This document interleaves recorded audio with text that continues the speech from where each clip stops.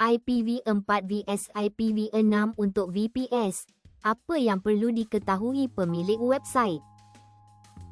Bandingkan IPv4 vs IPv6 untuk VPS dari segi DNS, firewall, WordPress, email, API, CDN, routing dan dual stack.